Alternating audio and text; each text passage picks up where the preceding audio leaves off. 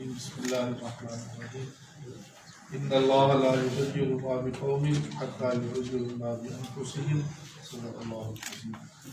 انتہائی محترم قائدین اساتذہ، جو کہ سب کے نام لینا شروع کروں گا تو وقت جو ہے وہ بہت کم ہے اور مغرب کی اذان جو ہے وہ ہونے والی ہے ابھی، تو قائدین اساتذہ، میری بہنوں اور بھائیوں، السلام علیکم۔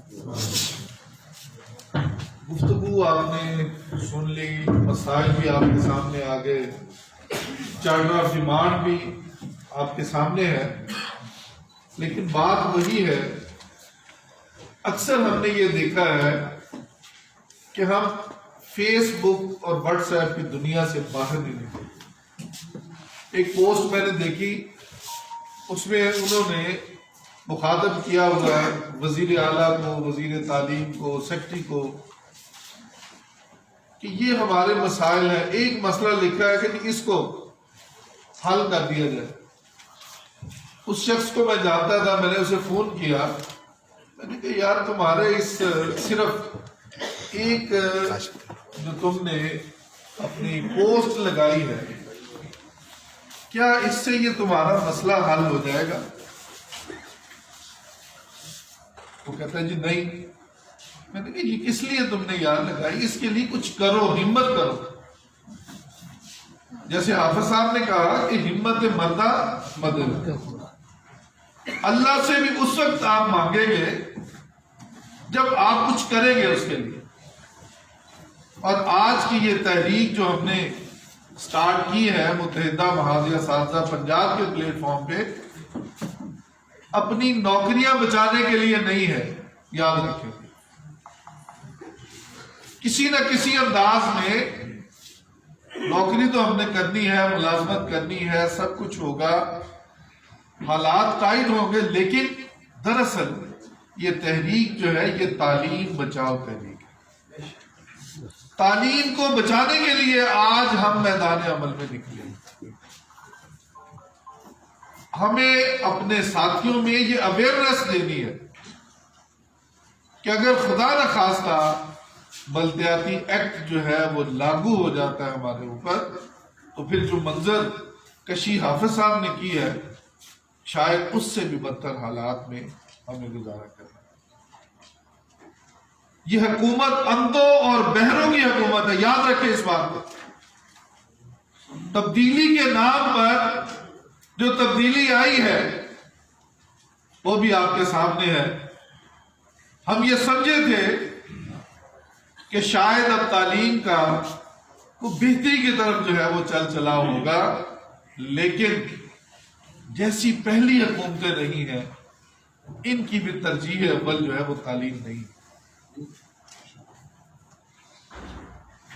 اساتذہ کرام کیا ہے، ہم بڑے فخر سے یہ بات کرتے ہیں کہ ہم انبیاء کے پیشے سے تعلق رکھتے ہیں، لیکن یار انبیاء کی ہسٹری تو دیکھیں، ان کی لائف تو دیکھیں کہ انبیاء نے کتنی تکلیفیں برداشت کی ہیں اپنا پیغام پہنچانے کے لیے۔ حضور اکرم صلی اللہ علیہ وسلم طائف کے میدان میں انہوں نے پتھر کھائے، لہو لہان ہوئے، کس لیے؟ حق اور سچ کی بات کی تھی، ایک پیغام دیا، اللہ کا پیغام دیا۔ اگر ہم واقعی انبیاء کے مشن کے اوپر ہیں اور ہم کہتے ہیں، تو پھر ہمیں دیکھنا ہوگا، اپنا ایمان جو ہے اس کو ٹٹولنا ہوگا، کیونکہ وقت اصل میں اب اذان کا بھی ہو جائے، کتنے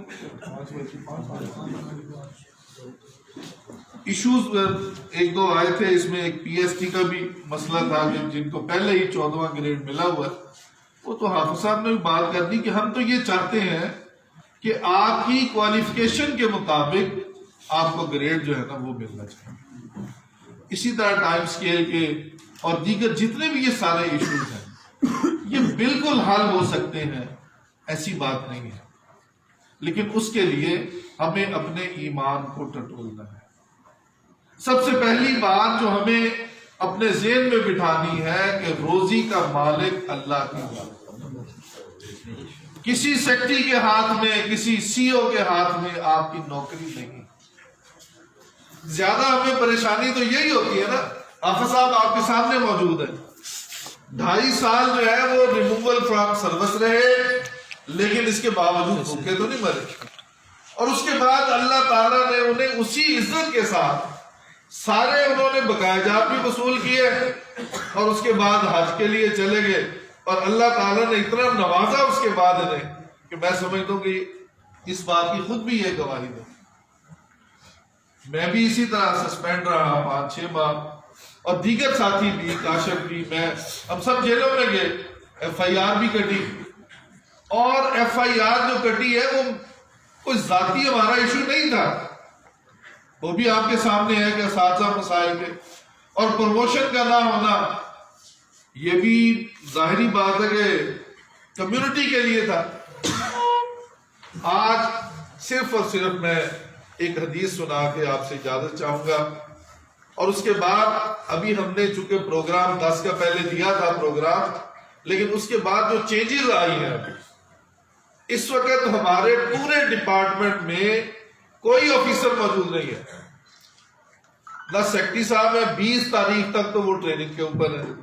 اسپیشل سیکٹری جو ہے وہ کوئی نہیں ہے ہمارا, ایڈیشنل سیکٹری ایک پورا ڈپارٹمنٹ ہمارا چلا رہی ہے. تو یہ ہمارا حال ہے, اور گورنمنٹ کی ترجیح جو ہے, اس لیے میں کہہ رہا ہوں وہ نہیں ہے. اس کے اوپر نعرے بہت خوش کن لگے تھے کہ ایک نصاب, ایک پتہ نہیں کیا کچھ انہوں نے, کہ ہم سب کچھ کر دیں گے. اور آج صرف اور صرف ہمیں انبیاء کا جو مشن ہے, جو کردار ہے, اسے نبھانے کی ضرورت. اللہ کے رسول صلی اللہ علیہ وسلم نے فرمایا کہ جب تم کسی برائی کو دیکھتے ہو تو پھر اگر تم میں اتنی طاقت ہے کہ اس کو ہاتھ سے مٹا سکو, اس کے خلاف جہاد کر سکو, تو تمہیں اس کے خلاف جو ہے وہ ضرور کام کرنا چاہیے. اور اگر اس کی طاقت نہیں رکھتے تو پھر زبان کے ذریعے سے, تحریر کے ذریعے سے اس کے خلاف لکھو, جہاد کرو. اور اگر خدا نہ خواستہ اس کی بھی طاقت نہیں ہے تو پھر اس کو دل سے برا جانو. اور یہ فرمایا گیا کہ یہ ایمان کا کمزور ترین درجہ ہے. اگر آج ہم یہ دعویٰ کرتے ہیں کہ ہم انبیاء کے وارث ہیں, تو کیا انبیاء کا جو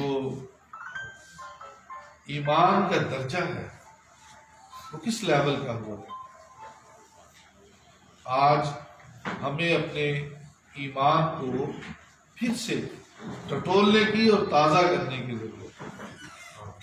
کیونکہ بات یہ ہے, جیسے وہ ابھی بہت سی مثالیں بھی سامنے آئیں کہ جیسے وہ چڑیا پانی ڈال رہی تھی, آج ہمیں بھی یہ کام کرنا ہے, اپنے حصے کا کام, صرف اپنے حصے کا کام. کہ شکوہ ظلمت شب سے تو کہیں بہتر تھا, شکوہ ظلمت شب سے تو کہیں بہتر تھا, اپنے حصے کی کوئی شمع جلا کے. بہت شکریہ.